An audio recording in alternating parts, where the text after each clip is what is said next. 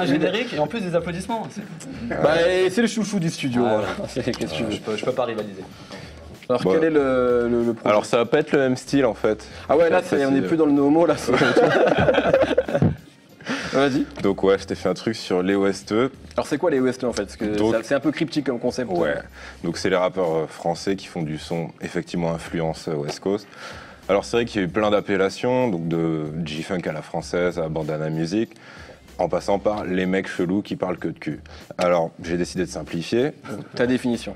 L'OST, donc comme on l'a dit en fait, c'est un peu le mal-aimé du rap français.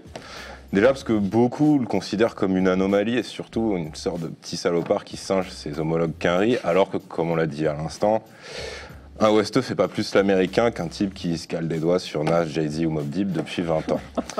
Alors, mais il y a une sorte de théorie des climats dans le rap français qui est très bizarre, qui fait qu'une sorte de mystérieux lobby a longtemps appuyé le style piano-violon triste plus que les autres styles pendant les années 2000. Peut-être parce qu'en France il pleut et il fait un temps de merde un peu partout. Du coup, on peut penser qu'à Marseille ils sont peut-être plus susceptibles de faire non, un déjà, son un peu... parle pas de malheur parce que les Marseillais aussi aiment le piano-violon super triste et en plus, eux, ils ont pas vraiment le choix, quoi. C'est-à-dire? Bah, Marseillais heureux, ça donne les bons effets du bif de Algerino, donc ou à la bien de Soprano, donc non, par contre, on va éviter. faut arrêter de taper sur les Marseillais à chaque fois. Ah ouais, pardon. Donc bref, on va revenir au sujet. Alors, ouais, revenons au sujet, ouais. le second handicap du West, c'est qu'il est en général cool et souriant. On ne sait pas pourquoi. Il pourrait faire des efforts pour un peu s'intégrer, faire la gueule comme ses collègues, mais fait tout pour faire chier. Alors du coup, quand les autres le calculent pas, les OST font pas le forcing et ils restent un peu dans leur coin en fait. C'est une bonne mentalité. Ouais, mais à cause de ça, à chaque concert, on retrouve souvent les mêmes têtes sur scène et dans la salle. Alors, avec cette impression un peu dérangeante d'être dans une fiesta du nord de la France où c'est convivial, mais un peu consanguin. Voilà. C'est extrêmement grave.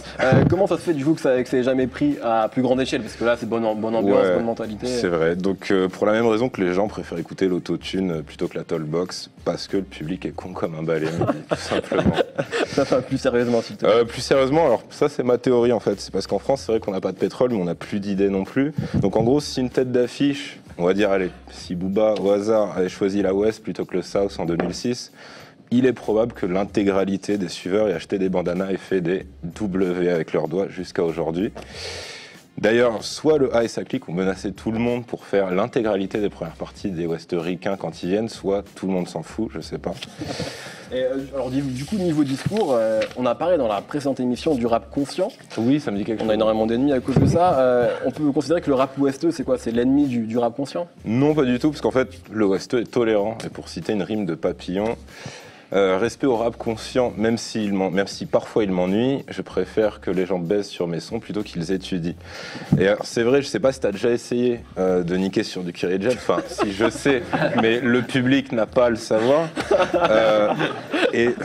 Mais bon, pour ceux qui n'auraient pas tenté cette merveilleuse expérience, je vous assure que c'est un peu compliqué. Alors, c'est vrai que c'est ce qu'on reproche souvent au West, c'est aborder des sujets frivoles, puisque c'est bien connu, le rap, c'est sérieux. Qui a dit ça? Un con. Donc, contrairement à des thèmes comme effectivement la ride, la tease et bien sûr le sexe. Après, il y a une autre hypothèse. Qui est? C'est que l'auditeur de rap français lambda ne baisse pas, tout simplement.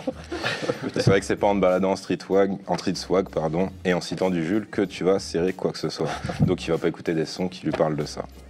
Et d'ailleurs, je me souviens ému de ce fameux freestyle à Planète Rap où Big Flo et Oli t'avaient invité, où t'avais fait le couplet légendaire qui parle de sodomie, donc il n'y a pas que la chatte. Et il y avait sur le visage de Big Flo et Oli ce côté à la fois étonné, la soif de découverte, et ça faisait chaud au cœur, car c'est aussi ça le rap, le partage. Mais du coup, il n'y a pas que ce côté léger, j'imagine. Non, il y a aussi la partie gangsta, c'est vrai, donc, surtout si le West vient de Grigny, mais là, en plus d'intéresser personne, en général, il s'exprima dans un argot que personne ne comprend. Ouais. Mais non, plus sérieusement, même Alpha ici présent a eu des prises de position qui ont évolué au fil des ans, puisque donc on parlait d'il n'y a pas que la chatte, mais après il a fait « tiens-moi au chaud dans ta chatte », comme quoi on peut quand même... C'est aussi les paradoxes du rappeur, c'est ça qui fait un bon rappeur, c'est les paradoxes. C'est qui change pas d'avis. Exactement.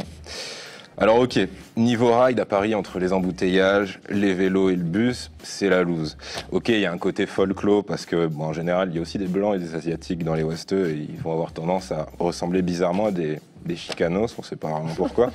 Donc que ce soit donc les Sales Blancs à la Grande Époque, ou Papillon, ou même Kier du Ghetto Fab à l'époque, 13 collés, clip torse nu. Il y aura des photos, hein, vous inquiétez pas. Alors, ok, entre Grigny, Mantes-la-Jolie, Garches-Sarcelles et les autres, c'est souvent des banlieues loin de Paris qui ont maintenu ce style. Et du coup, c'est vrai que le microcosme parisien a tendance à les voir comme des bouseux qui enculent des poules à leurs heures perdues. Ok, au début de son initiation, le Ouest français s'est peut-être fait une rupture des ligaments croisés extérieurs en tentant son premier Sea-Walk. Mais depuis, il a fait du chemin et il mérite le respect. Et si on était dans un pays normal, un morceau comme Sus, Lèche, Ma Tub aurait remplacé la Marseillaise depuis longtemps. Il y a un vrai parti pris, hein, une vraie prise de position politique par contre là. Ouais, je sais. Ouais, okay. C'était plus Michel Pollack.